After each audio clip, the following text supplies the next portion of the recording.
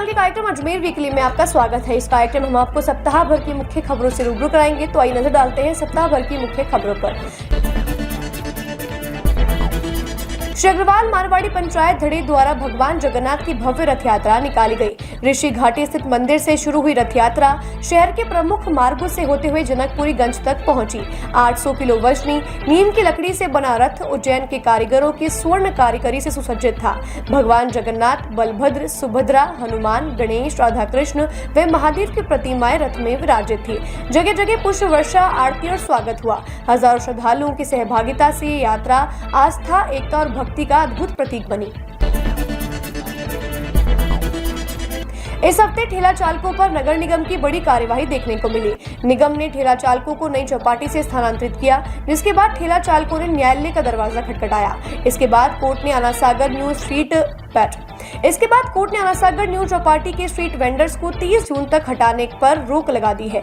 नगर निगम की कार्यवाही के खिलाफ दायर याचिका पर सुनवाई के बाद कोर्ट में स्टे आदेश जारी किया गया है।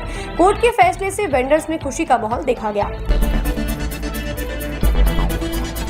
विधानसभा अध्यक्ष वासुदेव देवनानी जर्मनी और फ्रांस यात्रा से वापस अजमेर लौटे हैं, जहां उनके समर्थकों ने सैकड़ों की संख्या में एकत्रित होकर उनका जोरदार स्वागत किया। उन्होंने विदेश में भारत के साथ द्विपक्षीय संबंधों पर चर्चा की और भारतीय समुदाय की मजबूत उपस्थिति और भारत के प्रति सम्मान का जिक्र किया। उन्होंने भरोसा जताया कि इस यात्रा से दोनों देशों के बीच व्यापार, रोजगार और सांस्कृतिक सहयोग के नए अवसर खुलेंगे। राज्य मंत्री डॉक्टर मंजू वाघमार ने अजमेर में बीजेपी देहात कार्यक्रम में हिस्सा लेते हुए राज्य सरकार के 1.5 साल के कार्यकाल को कांग्रेस के 5 साल से बेहतर बताया। उन्होंने सड़क, रोजगार और इंफ्रास्ट्रक्चर विकास की सराहना की। आपातकाल को लोकतंत्र का काला दिन बताते हुए विपक्ष को मुद्दा विहीन करार दिया। उन्होंने आंगनबाड़ी कार्यकर्ताओं के मानदेय में और बढ़ोतरी का आश्वासन भी दिया।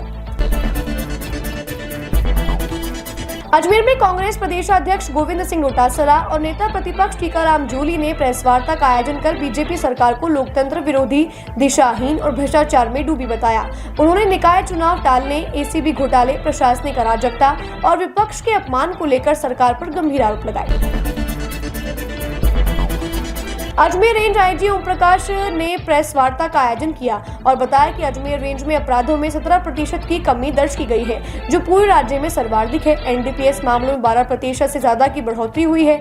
महिला अत्याचार और SC/ST अपराधों में भी गिरावट दर्ज की गई है, जबकि संपत्ति अपराधों में 39% की कमी आई है। इसके अलावा पॉक्सो और महिला मामलों में भी निपटारों में सुधार हुआ है। उदयपुर मेडिकल कॉलेज में करंट लगने से रेजिडेंट डॉक्टर की मौत के खिलाफ अजमेर के जेलन अस्पताल में रेजिडेंट्स का भारी विरोध देखा गया। डॉक्टर ने गार्डन में श्रमदान कर अनोखे अंदाज में विरोध जताया। बता दें कि डॉक्टर्स द्वारा मृतक के परिवार को 2 करोड़ रुपए मुआवजा और सरकारी नौकरी देने की मांग करी है, जबकि प्रशासन ने 5 लाख रुपए मुआवजा घोषित किया है।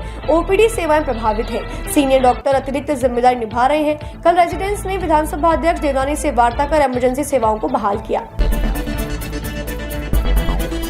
रामगढ़ थाना क्षेत्र में पुलिस ने दोराई गांव के पास हाईवे पर एक ट्रक से 5.5 टन डोडा पोस्त जब्त किया है। करीब 260 कट्टों की एक खेप 3.5 करोड़ रुपए मूल्य की बताई जा रही है। ट्रक झारखंड का है और चालक मौके से फरार हो गया। पुलिस तस्करी नेटवर्क की जांच में जुटी है और इसे संगठित गिरोह से जुड़ा मान रही है। अजमेर पुलिस ने दरगाह क्षेत्र से 39 वर्षीय बांग्लादेशी नागरिक मोहम्मद सिद्दीकी को डिटेन किया है। यह अब तक की 18वीं कार्यवाही है और कुल गिरफ्तारियों की संख्या 43 हो गई है। बता दें कि सिद्दीकी अवैध रूप से भारत में घुसा था और दरगाह इलाके में मजदूरी कर रहा था। पुलिस निष्कासन प्रक्रिया के साथ उसके नेटवर्क की जाँच कर रही है। अजमेर में शुद्ध आहार मिलावट पर वार अभियान के तहत खाद्य सुरक्षा विभाग ने मदारगेट स्थित गगन एग्रो फूड प्रोडक्ट्स में 400 किलो सड़ा और बदबूदार मावा जब्त कर नष्ट करवाया है। टीम ने अन्य मिठाई और नमकीन दुकानों से सैंपल लेकर जांच के लिए भेजे हैं। कलेक्टर लोकबंधु और CMHO डॉक्टर ज्योत्सना रंगा के निर्देशन में हुई इस कार्यवाही में साफ सफाई और लाइसेंस नियमों का पालन सुनिश्चित करने के निर्देश दिए गए हैं। किशनगढ़ की अग्रवाल कॉलोनी में देर रात 9 हथियारबंद बदमाशों ने एक घर में घुसकर बुजुर्ग महिला को बंधक बनाकर लाखों की लूट की वारदात को अंजाम दिया। वारदात से इलाके में दहशत फैल गई। चोरी डकैती की बढ़ती घटनाओं के विरोध में अग्रवाल समाज ने SP वनिता राणा को ज्ञापन सौंपते हुए सख्त कार्यवाही की मांग की है। SP ने ज्ञापन एसपी ने जल्द मामले खुलासे का आश्वासन दिया है। नसीराबाद के भटियानी गांव में एक विवाहिता अपने प्रेमी संग भाग गई और घर से 2 लाख रुपए नकदी और जेवर भी ले गई। पीड़ित पति गोपाल ने पत्नी संगीता और आरोपी प्रहलाद के खिलाफ मामला दर्ज करवाया है। संगीता ने बिना तलाक लिए प्रेमी से विवाह कर लिया था। बता दें कि आरोपी प्रहलाद भी पहले से शादीशुदा है और उसके 4 बच्चे भी हैं। पुलिस ने मामला दर्ज कर जाँच शुरू कर दी है। सरस्वती नगर में रहने वाली युवती किरण ने आरोप लगाया कि पड़ोसियों ने उसे पिता के सामने दुष्कर्म करने की धमकी दी है। उसने कहा कि पूर्व में भी उत्पीड़न की शिकायत दर्ज की गई थी, लेकिन कार्यवाही नहीं हुई। ताजा हमले के बाद जब शिकायत कराने गए तो पुलिस ने उल्टे पिता को हिरासत में ले लिया। अब पीड़िता ने एसपी से दोषियों पर सख्त कार्यवाही करने की मांग की है। रूपनगढ़ की विधवा महिला संतोष ने जिला पुलिस अधीक्षक को ज्ञापन देकर आरोप लगाया कि देर रात कुछ पुलिसकर्मी शराब के नशे में धुत उनके घर में घुसते हैं और उनकी जवान बेटी से अच्छी हरकतें करते हैं। महिला ने आरोपियों के खिलाफ सख्त कार्यवाही और सुरक्षा की मांग की है।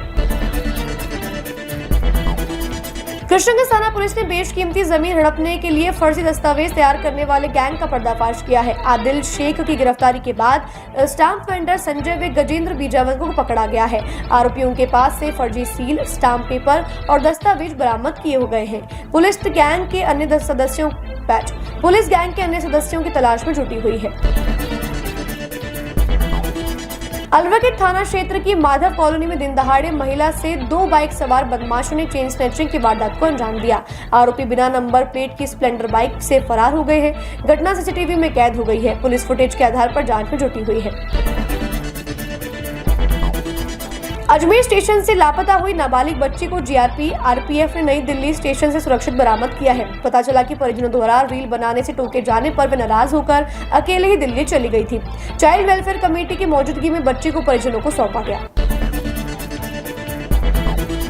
उप स्वास्थ्य केंद्र में कार्यरत सहायक नर्स मिडवाइफ आइरिस रोज पर 8वीं 10वीं की फर्जी मार्कशीट से सरकारी नौकरी पाने का आरोप लगा है। बीसीएमओ की जांच रिपोर्ट के आधार पर गीगल थाने में मामला दर्ज कर पुलिस जांच में जुटी है। मिनी उर्स और मोहर्रम को देखते हुए अजमेर यातायात पुलिस ने तारागढ़ सरवाड मार्ग पर चलाए विशेष अभियान में 36 अवैध निजी यात्री वाहन जब्त किए हैं। ये कार्यवाही एसपी वंदिता राणा के निर्देश में की गई है। अजमेर में राज्य स्तरीय सब जूनियर फुटबॉल चैंपियनशिप की शुरुआत हो गई है। 30 जून तक चलने वाली इस प्रतियोगिता में राजस्थान की 24 टीमें और करीब 600 खिलाड़ी भाग ले रहे हैं। मुकाबला पटेल ग्राउंड और मेयो कॉलेज में खेला जा रहा है। अजमेर वीकली में आज के लिए बस इतना ही। कल फिर होगी आपसे मुलाकात, तब तक के लिए दीजिए इजाजत। नमस्कार।